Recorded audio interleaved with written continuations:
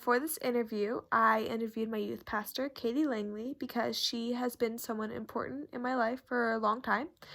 She's very similar to me and has been like a sister to me for a long time. And I chose to interview her because, one, Sam Smith is still in the workings. Like, I'm still trying to get him to interview. It just takes a while to communicate between like London and America. And two, she inspires me because we grew up in very similar situations, and she's dealt with a lot of the same stuff that I've dealt with because we're both pastors' kids. And she's really, really good with people, and she's like really wise. And so I just really respect everything she says, and I'd love to grow up and become like her in life. So here it is. Hello. She paid a lot of money to get me here. So tell us about yourself. Well, my name's Katie. Am I talking to all of you? Yeah. Hello, my name's Katie.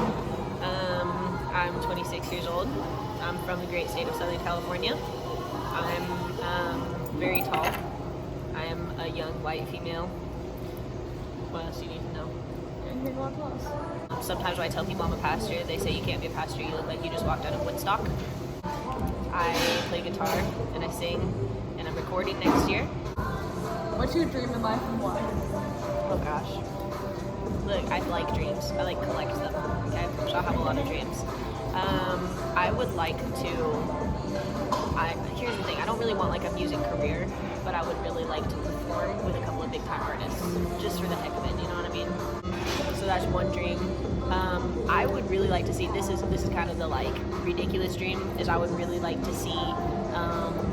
Reform in school systems so that we actually educate kids preventatively about mental health, so that we don't like wait until kids have been diagnosed with like depression, anxiety, all that type of thing to then get help, but that we actually kind of like sex ed but for mental health, that like we actually teach them like how to be proactive about their mental health and wellness and that type of thing. What did you want to be as a child?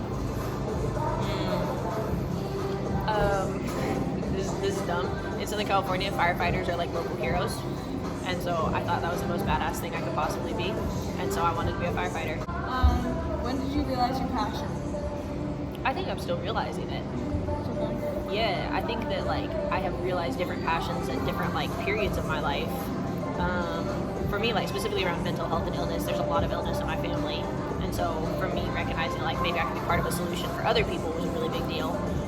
Okay, what are some of the challenges you face as a pastor's kid? Well, I was a pastor's kid until I was 17, 18, and then that church closed. So I think one of the challenges of that was like, not only was I societally like put on the outside, like a lot of people are weird with this, okay? They'll be like, someone will be like a mechanic's kid, and they don't think twice about it, but then you're a pastor's kid. You know what I mean? Like none of my friends whose dads were like plumbers, people wouldn't come up to them and be like, like, do you know pipes? Do you know what I mean? Yeah, like it wasn't yeah. like, but with pastor's kids, people like think about it differently. So, so I think I struggled with the way that people perceived me socially in a way that I was like, that's my parents, not me. On top of that, having that church closed like lent an attitude of failure, I think, to my family, and so it's very confusing to be like, wow, not only do I feel like ostracized from society, but also like ostracized and now it failed. So it's just very confusing. Where did you go to college and what did you major? These questions are very It's interesting. I went to college at 3 different schools and I didn't finish. So I went to Cal State San Bernardino. I was majoring in communications. I went to an online school for a little while because I was broke and I was paying my own way through college. And then I went to Cal Baptist in Riverside. And then when I moved from Southern California to the Bay Area, instead got offered a spot in a master's program. So now it's like the greatest joke of my life that I have not finished college, but I'm in a master's program. Now I have half a bachelor's degree and I'm in a master's program. There we go. What is it like to work in a prominently male setting? This is one of my favorite questions right now. It's really interesting. I grew up with 4 brothers, and so I'm used to interacting with the boys. Like I grew up like the only girl, like playing baseball in the sandlot essentially. So I'm kind of used to that from growing up.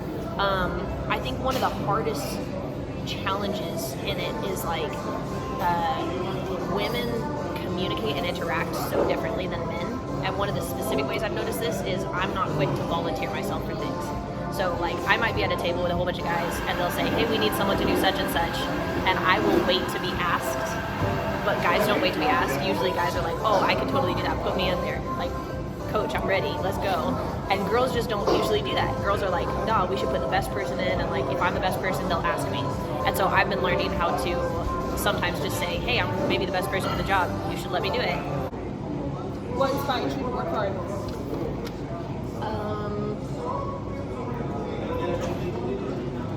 Purpose, like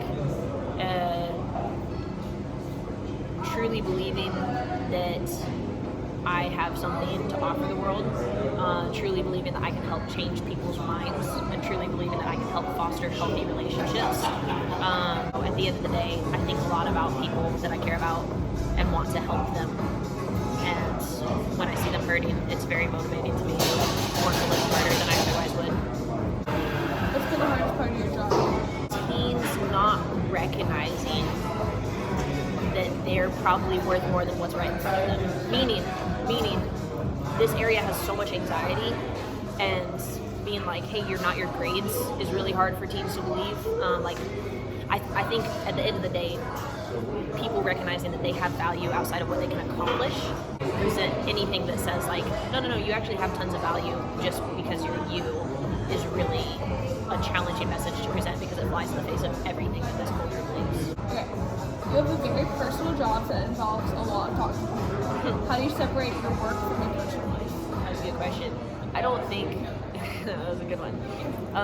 I think for me, integration is a little bit of the answer. So I actually believe that things like integrate, at least for my style and personality and stuff, things integrate a lot more then I'm able to box them off.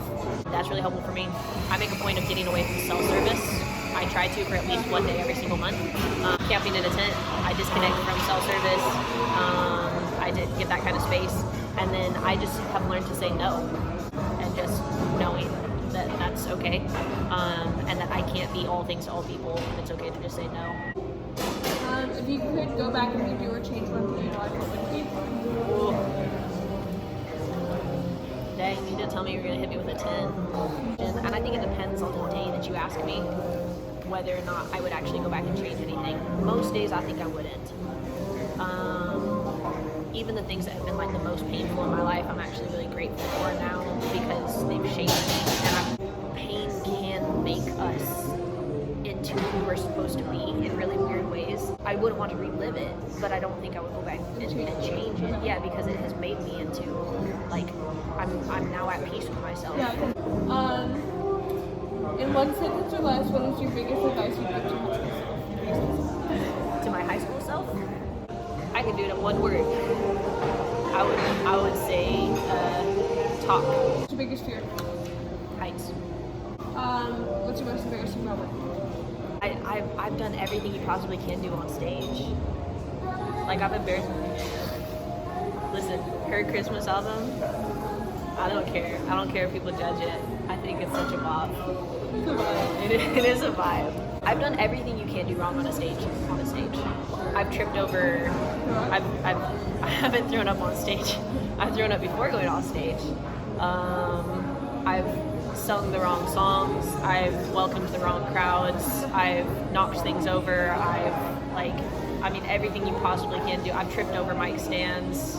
I've sat down to the wrong instruments. Everything you possibly can do poorly on a stage I've done. I did one that tops them all.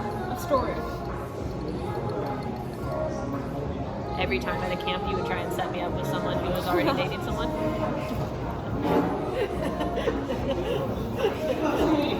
Next question. Okay, that was her most embarrassing moment.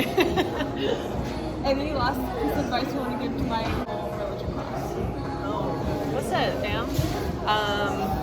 Oat milk is better than regular milk. Always get oat milk in your coffees if you're gonna have milk. Listen, breakups are best handled with ice cream. Be kind to your friends. Like really, truly, genuinely go out of your way to be kind to your friends. Listen to wise people. Like get wise voices in your life. Recognize that 80% of what's pitched to you online is probably not true. Those 5 really good pieces of advice.